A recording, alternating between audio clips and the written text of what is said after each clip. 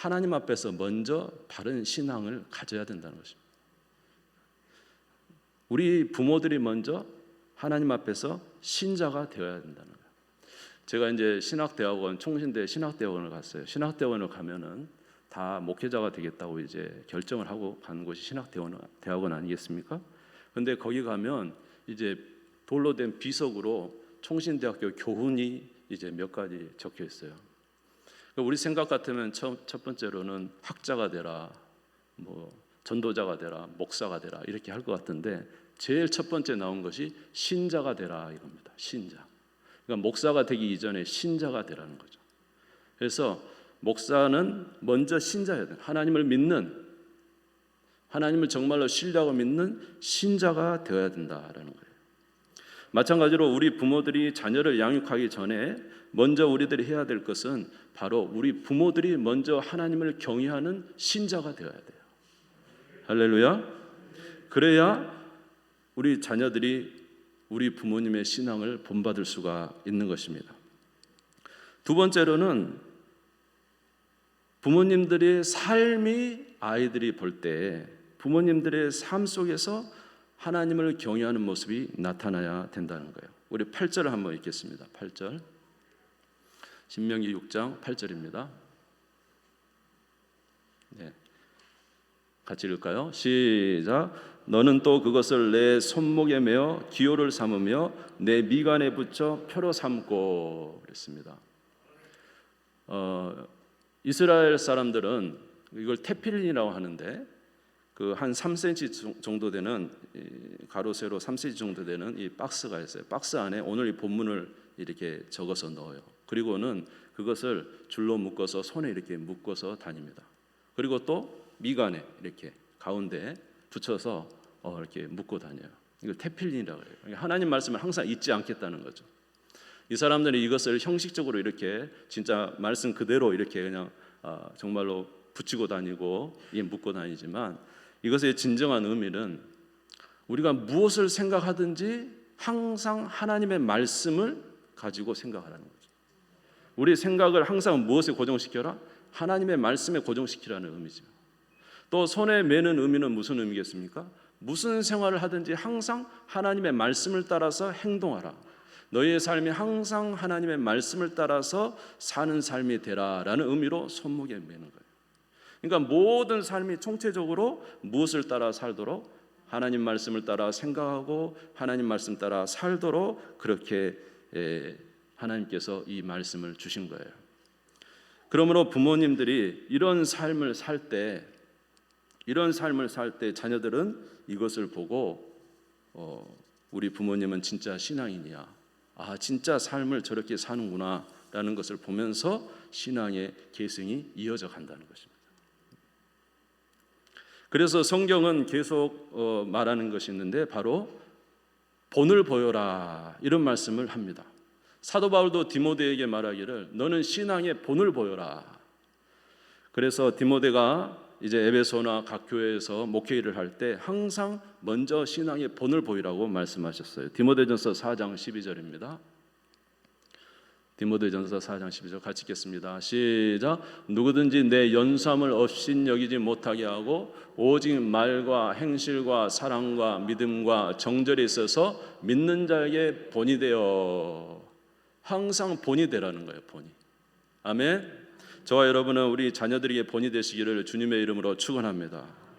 하나님도 예수님을 보내실 때 우리의 신앙의 본으로 보내셨다고 그랬어요. 로마서 8장 29절을 읽겠습니다. 로마서 8장 29절 시작.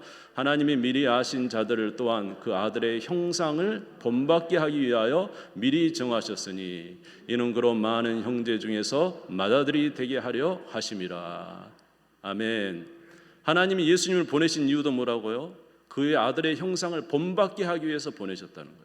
그래서 우리는 항상 신앙생활하면서 예수님이라면 어떻게 하셨을까 이 생각을 해보면 참 좋습니다.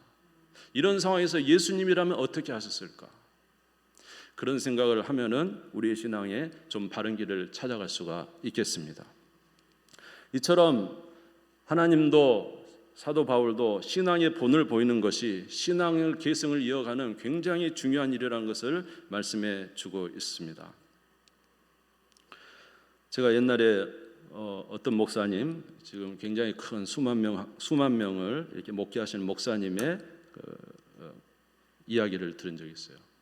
이 목사님은 어렸을 때 굉장히 이렇게 어려웠어요. 집이 너무 가난하고. 그래서 우여곡절 끝에 친구를 통해서 교회를 나가게 됐어요. 그때부터 이 목사님은 교회에서 이렇게 기도를 하기로 마음을 작정을 했습니다. 어린 시절에 이제 교회 가서 새벽 예배를 드렸어요. 그리고는 이제 새벽 예배 드리고는 집에 가서 이제 씻고 그다음에 밥 먹고 또 학교 갈 채비하고 그리고는 다시 교회를 간 거예요. 왜냐하면 기도하고 학교 가려고.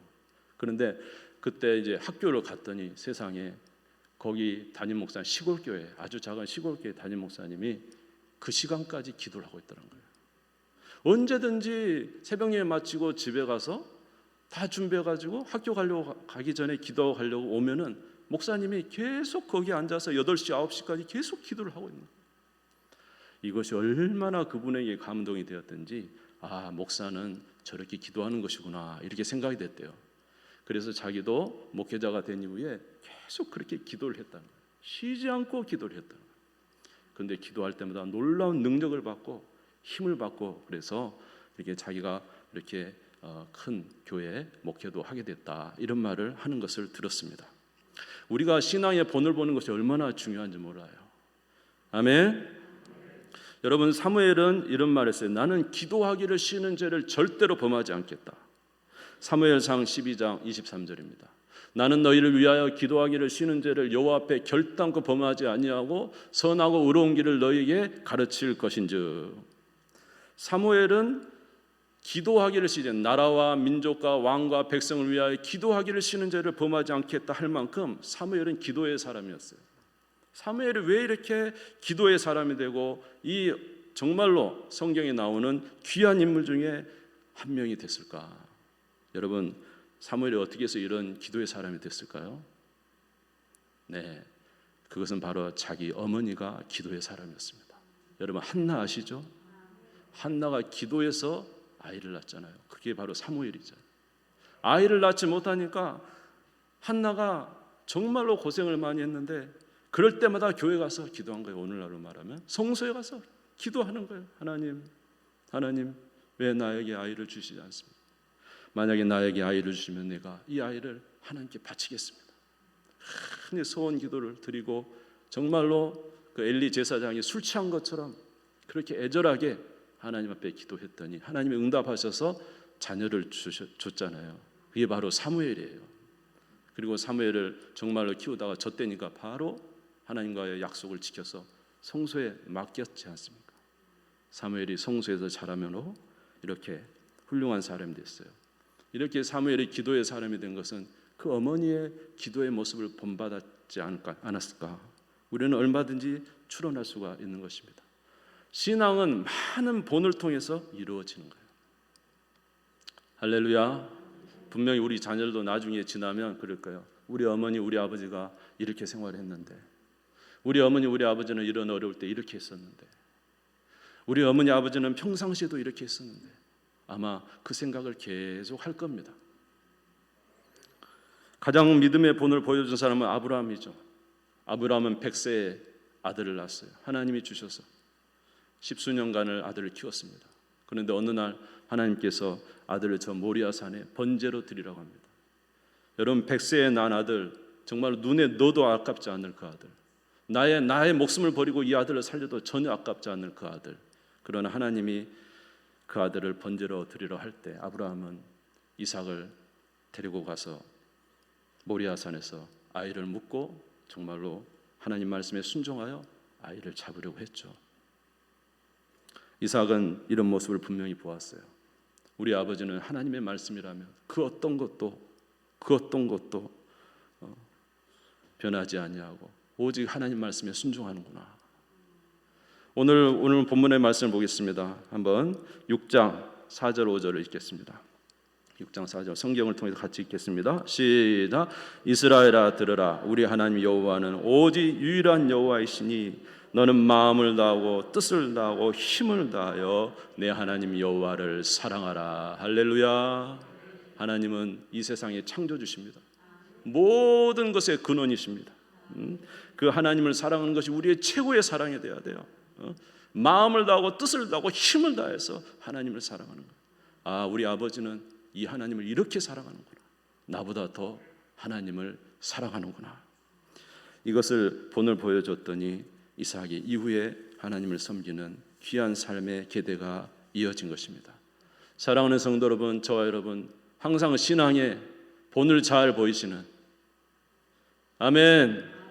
그래서 언제든지 여러분, 우리 자녀들이 후대에 생각할 때 우리 어머니, 우리 아버지 이렇게 사셨어, 이렇게 고백할 수 있도록 그런 신앙의 본을 남겨주는 우리가 되기를 바랍니다. 그러나 오늘 성경을 우리가 자세히 보면은 또 한 가지 우리에게 말씀하고 있어요. 그것은 자녀를 부지런히 가르쳐야 된다는 것입니다. 이것 또한 부모에게 주신 의무라는 거예요.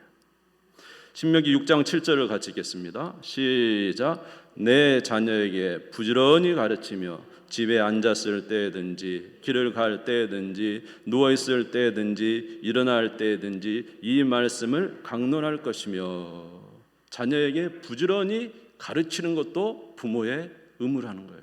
가르쳐야 된다는 거예요. 여러분, 여기서 부지런히 가르치다 할 때 이 말은 무슨 뜻이냐면 날카롭게 만든다는 뜻이에요. 날카롭게, 예리하게 만든다는 거예요. 여러분, 칼을 날카롭게 만들어야 써먹을 수 있죠. 화살촉을 날카롭게 만들어야 무기로 쓸 수가 있는 것입니다. 그러므로 우리 자녀들이 신앙을 가진 것을 그대로 두어서는 안 되고 자녀들의 신앙을 계속 가르쳐서 날카롭게 만들어야 돼요. 예리하게 만들어야 돼요. 그래서 하나님이 쓸 수 있는 도구로 만들어지도록 우리가 힘써야 된다는 것입니다. 여기 보면은, 뒤에 보면은 이제 강론할 것이며, 집에 앉았을 때든지 길을 갈 때든지 누워 있을 때든지 일어날 때든지 말씀을 강론할 것이며, 여기서 강론하다는 뜻은 계속 반복해서 가르쳐 주는 것을 말해요. 자녀들이 계속 반복해서 가르쳐 주라는 거예요. 그래서 자녀들이 정말 하나님의 쓰시기에 합당한 도구가 되도록 만들라는 것입니다. 여러분, 그 요게벳 아시나요? 우리 성경에는 잘 나오지 않았지만 모세의 어머니 요게벳. 그는 모세가 태어났을 때 딱 보고는 이 아이가 일반 정말 보통 아이가 아니다는 걸 순식간에 깨달았어요. 그래서 석 달 동안 그 나일강에 죽여야 되는 아이를 숨겨서 키웠습니다. 그러나 어쩔 수 없이 아이가 3개월 만에 더 이상 숨기지 못하니까 나일강에 이렇게 띄워놨죠. 갈대상자에. 그래서 바로의 공주가 와서 이제 아이를 데려가서 궁중에서 자라게 됐지만, 그러나 이제 요게벳은 그 누이가 이제 이야기해서 모세의 유모가 됩니다. 자기 친자식인데 유모가 되어서 모세를 키우죠, 어린 시기에. 근데 분명히 이 요게벳은 계속적으로 이 모세에게 계속적으로 말씀을 가르쳤던 것 같아요. 하나님이 누구시고, 그리고 우리 민족은 어떻게 된 것이고, 우리 조상은 아브라함과 이삭과 야곱이고, 그리고 우리는 원래 하나님의 사랑받는 이런 후손들이었는데 이 애굽에 와서 요셉 때문에 애굽에 왔는데 이렇게 우리가 여기서 고난받고 있다라는 것을 계속 아이한테 가르쳤다는 거예요. 민족의 정체성을 이 모세에게 계속 가르친 거예요. 그랬더니 모세가 나이가 40이 됐을 때는 자기 스스로 나가서 백성을 구원하겠다고 마음을 움직인 그런 사람이 됐어요. 여러분, 말씀을 가르칠 때 변화가 되는 거예요. 할렐루야. 여러분, 디모데도 그런 경우입니다. 디모데후서 1장 5절 읽겠습니다. 같이 읽읍시다. 시작. 이는 내 속에 거짓이 없는 믿음이 있음을 생각함이라. 이 믿음은 먼저 내 외조모 로이스와 내 어머니 유니게 속에 있더니 내 속에도 있는 줄을 확신하노라. 아멘. 사도 바울이 복음을 전하다가 이고니온이라는 지역에 가봤어요. 갔더니 거기에 한 청년이 있어요. 이름이 디모데예요. 너무 신앙이 좋아요. 너무 순수해요. 사도 바울이 봐도 정말로 믿음으로 잘 사는, 그래서 자기의 제자를 만들기에도 조금 더 부정함이 없는, 그리고 심지어 자기 양아들처럼 이 디모데를 사랑했습니다. 이 디모데가 어떻게 해서 그런 사도 바울이 왔을 때 그런 모습을 표현해 있었느냐? 이미 그 외조모, 외할머니 로이스와 그 어머니 유니게가 신앙을 가지고 있었어요. 분명히 이들은 기도의 어머니였을 것이고 분명히 이들은 하나님의 말씀을 가르쳤습니다. 디모데후서 3장 14절 15절을 보겠습니다. 같이 읽읍시다. 시작. 그러나 너는 배우고 확신한 일에 거하라. 너는 내가 누구에게서 배운 것을 알며 15절 또 어려서부터 성경을 알았나니 성경은 능히 너로 하여금 그리스도 예수 안에 있는 믿음으로 말미암아 구원에 이르는 지혜가 있기에 하느니라. 어려서부터 뭘 알았다고요? 성경을. 외할머니와 어머니로부터 성경을 배웠어요. 계속 배웠어요. 그랬더니 사도 바울이 와서 보니까 이미 신앙이 보통이 아닌 거예요. 그래서 데려다가 자기 제자를 삼고 양아들을 삼았습니다. 여러분 그때 다니엘 기도회 때 혹시 북한에서 할머니로부터 성경을 배우고 찬양을 이렇게 배우고 했던 그 혹시 생각나십니까? 참석하셨던 분? 예? 그분 그 이야기 들어보면 참 대단하잖아요. 그 어려운 가운데도 항상 그 말씀이 지켜주고 할머니로부터 찬양이 그를 지켜줬어. 그 신앙 잊혀버리잖아요. 그 마음에 감동이 되더라고요. 야, 저렇게 저 어려운 데서도 그 할머니 참 대단하다. 그 어머니 대단하다. 아버지도 대단하다. 네. 그러므로 하나님의 말씀을 잘 가르쳐야 훌륭한 자녀로 성장을 합니다. 그러나 하나님 말씀으로 잘 가르치지 않으면 암흑의 시대가 옵니다. 그 시대가 언제냐면 바로 사사기인데 여러분 여호수아 시대에는 얼마나 그 믿음이 출중했습니까? 그리고는 여호수아와 많은 사람들이 정말로 그 말씀에 대한 율법을 버리지 말고 항상 이걸 주야로 묵상해서 살아라 하는 이 말씀에 의해서 여호수아는 날마다 하나님의 율법책을 입으로 묵상하고 되뇌이고 그 말씀을 다 지키는 일에 힘썼어요. 여호수아와 함께 있는 모든 사람들이 그랬어요. 그래서 여러분 아시잖아요. 그 아간 한 사람이 여리고성에서 불법을 행해서 전쟁에 패하니까 이 여호수아 시대 때는 하나님의 말씀을 지키는 데는 아주 강력했어요. 여러분 저와 여러분도 하나님 말씀 지키면 승리하게 될 줄로 믿습니다. 예? 말씀 지킬 때. 그래서 그렇게 강력해서 이 정말로 이스라엘 백성들이 그렇게 능력이 없지만 가나안 땅에 들어갔을 때 세상에 가나안 땅 7족속을 다 이기는 거예요. 연합군도 다 이겨버리는 거예요. 그래서 여호수아와 그 시대 사람은 정말 적과 꿀이 흐르는 가나안 땅에서 복되게 살았습니다. 그런데 그때 이후 여호수아와 그 함께했던 사람들이 죽은 이후에는 하나님의 말씀이 가르쳐지지 않았던 것 같아요. 왜냐? 가나안 땅에 들어오니까 마음이 해이해졌는가 보죠. 말씀이 증거되지 않아요. 그때부터 암흑기가 오기 시작했죠. 사사기 2장 10절 읽겠습니다. 사사기 2장 10절 같이 읽읍시다. 시작. 그 세대의 사람도 다 그 조상들에게로 돌아갔고 그 후에 일어나는 다른 세대는 여호와를 알지 못하며 여호와께서 이스라엘을 위하여 행하신 일도 알지 못하였더라. 하나님 말씀 가르치지 않은 거예요.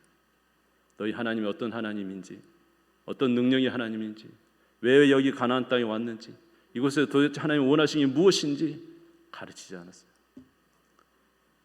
타락했어요. 그래서 여러분 사사기는 암흑의 시기. 참 사사기는 너무너무 어두운 모습들을 많이 보게 됩니다. 여러분 자녀 교육하는 게 얼마나 중요한지 우리가 잘 알겠습니다. 여러분 우리는 자녀를 잘 교육하고 있습니까? 여러분 자녀 교육은 오늘 말씀을 가만히 보면 자녀 교육은 부모에게 책임이 있습니다. 한번 따라서 볼까요? 자녀 교육은 부모가 시켜야 된다. 자, 우리 7절 한번 다시 읽어보죠. 6장 7절 같이 읽겠습니다. 시작. 내 자녀에게 부지런히 가르치며 집에 앉았을 때든지 길을 갈 때든지 누워 있을 때든지 일어날 때든지 이 말씀을 강론할 것이며. 자 보세요. 내 자녀에게 부지런히 가르치는데 어떻게 가르치라고요? 집에 앉아 있을 때든지 길을 갈 때든지 누워 있을 때든지 일어날 때든지 이 말씀을 강론하라는 거예요. 부모가 가르치라는 거예요. 부모가 자녀들에게. 그런데 우리들은 어떻습니까? 우리가 자녀를 가르칠 지금 의중을 가지고 있는가? 내 자녀를 말씀으로 가르칠 의중을 가지고 있는가? 내 신앙을 내 자녀에게 전수할 의중은 가지고 있는가? 우리는 그저 열심히 돈 벌어서 좋은 기관에 맡기면 그 기관이 내 자녀를 키워줄 걸로 생각합니다. 열심히 돈 벌어가지고 좋은 학교에 보내면 내 자녀들이 그 학교에 가서는 공부 잘하고 좋은 인성이 되고 좋은 사람이 돼서 잘 클 걸로 생각합니다. 여러분, 정말 그렇습니까? 나는 신앙교육 하지 않으면서 그저 교회로만 보내기만 하면 교회에서 그 모든 것을 행할 걸로, 물론 교회에서 열심히 자녀를 가르치지만 오늘 보시면 부모가 자녀를 가르치는 데서 그 책임을 모면하기 어려워요. 자녀 교육의 책임은, 가장 큰 책임은 부모에게 있는 거예요. 부모가 집에서 앉았을 때든지 일어날 때든지 누웠을 때든지 길을 갈 때든지 가르치라는 거예요. 우리는 자녀들의 환경은 좋게 만들어주면서 진짜 자녀들을 가르쳐야 되는 하나님의 명령에는 순종하지 않고 있는 것입니다. 여러분, 우리 자녀들을 양육할 여러분 마음을 가지셔야 돼요. 할렐루야. 정말로 내가 가르쳐야 될 마음을. 저도 우리 자녀들 그저 이제 성경을 배우는 학교도 이렇게 보냈어요. 성경 외우라고. 그래서 보내면 잘 외우고 갖고 와겠지. 외우고 갖고 오긴 왔어요. 근데 문제는 내가 가르친 게 별로 없어요. 나의 자녀들 내가 가르친 게 별로 없어요. 생각해보면 가슴 찔리는 일이에요, 지금.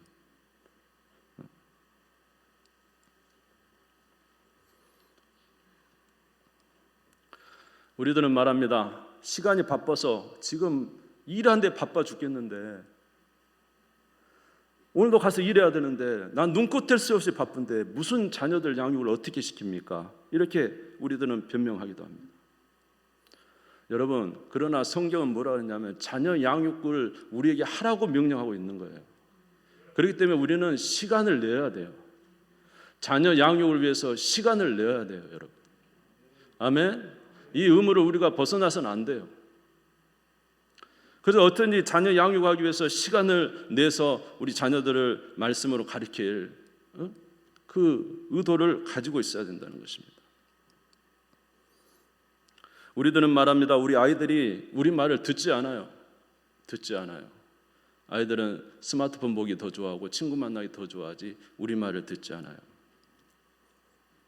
그런데 여러분, 한번 제 생각인데 한번 여러분 생각해 보십시오.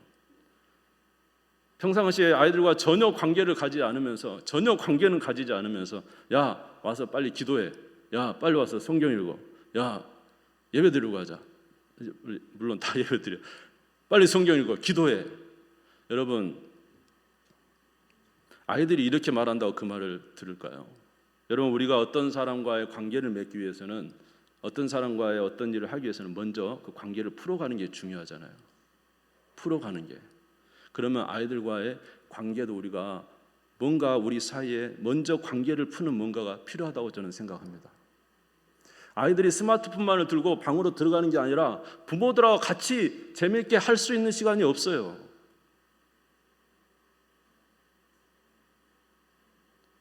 그렇지 않습니까? 아이들과 함께 시간을 내서 좀 더 좋은 곳에 가서 같이 경치도 구경하고, 또 아이들과 함께 또 맛있는 것도 먹으면서, 제가 너무 사치스러운 이야기를 하는지 모르겠습니다만, 그러면서 그 아이들과의 먼저 대화를 나누고 아이들의 수준에 낮춰가서 그 아이들의 고민도 들어보고 그 아이들이 어떤 상황인가도 들어보고, 그래서 그 아이가 정말로 마음을 열 수 있는 순간이 되고, 그렇게 할 때 야 우리 이제 하나님을 섬기자, 우리가 기도하자, 하나님 말씀을 들어야 돼, 그래야 복을 받지 하면서 이렇게 할 때 아이들이 마음 문이 열리고 부모의 말을 들을 수가 있는 거예요.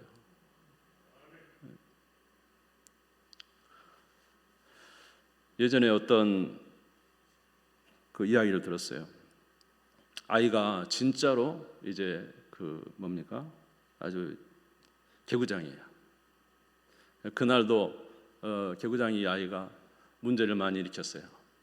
그랬더니 아버지가 딱 왔어요. 아버지가 와서 말하기를, 야 너 오늘 나랑 같이 시간을 좀 보내자 그랬어요. 그랬더니 옆에 있는 친구가, 야 너 큰일 났다, 이제 너 죽었다 그랬어요. 예? 그랬더니 아버지가 데리고 간 거예요. 그런데 데리고 가가지고는 하루 종일 같이 놀아줬어요. 같이 놀아줬어요. 그리고 이제 밤에는 모닥불을 피워놓고 아이와 이제 같이 시간을 보낸 거예요. 그러면서 이야기를 한 거예요. 나는 예전에 너 할아버지가 어떻게 신앙생활을 했고 너 할아버지가 나한테 이런 이야기를 해줬고 그래서 나는 이렇게 지금 하나님을 믿고 있고 내가 너한테 이렇게 전하는 거야. 그러니까 아이와 좋은 시간을 보내고 저녁이 됐을 때 그 이야기를 하니까 아이가 그 말을 받아들이는 거잖아요. 예. 그러니까 우리 사랑하는 성도 여러분, 우리의 삶이 너무 바쁘지만 여러분 우리 자녀 양육 잘해야 되잖아요. 아멘. 자녀 양육 잘해야 되잖아요. 우리 시간을 쪼개야 되는 것입니다. 내 사랑은 자녀를 위해서 시간을 쪼개야 되는 거예요. 쪼개서 아이들과 시간을 보낼 수 있도록 하고 그렇게 시간을 보내면서 아이들에게 하나님 말씀을 전해주고 나의 신앙을 전수하고 그렇게 했을 때 아이들이 그 신앙 안에 설 수가 있는 거예요. 이렇게 사는 저와 여러분 되시기를 주님의 이름으로 축원합니다. 제가 옛날에 전에 있던 교회에서 임직식을 하게 됐어요. 임직식을 하게 됐는데 그때 이제 장로님도 세우고 안수 집사님도 세우고 우리 시무 권사님도 세우고 그리고 이제 명예 권사님을 세웠는데 참 특이했던 것이 뭐냐면 명예 권사님 이분이 80세가 넘었어요. 근데 자녀가 팔남매인가 그래요. 팔남매. 그 이제 어머니가 명예 권사님 한다 그러니까 자녀들이 너무너무 좋아하는 거예요. 그리고는 뭐냐면 팔남매가 거의 다 모였어요. 거의 다 모였는데 이제 뭐 자기만 모였습니까? 뭐 딸들은 사위도 데려오고 아들들은 며느리도 되고 다 데려왔죠. 그런데 어머니 명예 권사님 된다고 옷을 다 맞췄습니다. 옷을 맞추고 그리고는 어머니 권사님 된다고 축가를 부른다는 거예요. 그래서 축가 부르라고 그랬는데 얼마나 화목하게 그렇게 축가를 부르는지 보니까는 하나도 빠짐없이 다 신앙인들이에요. 하나도 빠짐없이. 사위는 큰 교회 장로님이고 뭐 따님들은 다 권사님들이고 세상적으로 다 좀 잘 됐더라고요. 근데 더 놀라운 것은 너무 화목해요. 그 팔형제가 너무 화목한 거예요. 화목하고는 와가지고 찬양을 부르는데 그 가족이 찬양을 부르니까 임지시 분위기가 틀려져 버려요. 이야, 참 너무너무 좋다는 거예요. 여러분 왜 이런 것이 될까요? 하나님의 말씀이 그 가문을 장악했어요. 하나님의 말씀이 그 가문을 장악해요. 하나님 말씀이 장악하니까 온 가족이 화목하는 거예요. 서로 사랑하면서 그 모습이 너무너무 좋았어요. 여러분 우리 자녀들이 하나님의 말씀으로 이렇게 성장할 때 화목한 자녀들이 되고 복된 자녀들이 되고 우리의 기쁨이 될 줄로 믿습니다. 우리는 오늘 하나님 말씀은 너희들은 먼저 신앙의 본이 되라는 거예요. 자녀들에게 본이 되고 두 번째로는 자녀를 부지런히 가르치라는 거예요. 가르치기 위해서는 우리가 시간이 필요합니다. 여러분 힘들고 어려우시지만 정말로 바쁜 거 아시지만 여러분 짬을 내셔서 여러분 자녀들과 함께 하시고 여러분이 가진 신앙을 전수하시고 하나님 말씀을 따라 살 수 있도록 힘쓰시기를 주님의 이름으로 축원합니다. 그러면 하나님께서 우리에게 은혜 주실 줄 믿습니다. 시편 127편 3절에서 5절만 읽고 마치겠습니다. 같이 읽겠습니다. 시작. 보라, 자식들은 여호와의 기업이요 태열매는 그의 상급이로다. 젊은 자의 자식은 장사의 수중에 화살 같으니 이것이 그의 화살통에 가득한 자는 복되도다. 그들이 성문에서 그들의 원수와 담판할 때에 수치를 당하지 아니하리로다. 할렐루야. 우리가 주님의 말씀에 순종하며 살면 하나님이 이런 은혜를 저와 여러분이 주실 줄 믿습니다. 기도하겠습니다. 하나님 아버지, 오늘도 하나님 귀한 날 저희들에게 주의 말씀 주시니 감사합니다. 하나님 우리가 자녀를 가르치는데 너무 허술했습니다. 우리의 일상이 너무 바빴습니다. 하나님 주의 말씀을 주의 신앙을 계승하지 못했습니다. 하나님 긍휼히 여겨 주시옵시고 부지런히 가르치라는 이 말씀, 저희들이 우리 자녀들에게 잘 실행할 수 있도록 은혜를 내려 주시옵소서. 우리 자녀들이 화목하기를 원합니다. 복을 받기를 원합니다. 은혜 내려 주옵소서. 예수님의 이름으로 기도드리옵나이다. 아멘. 찬송가 570장 드리겠습니다.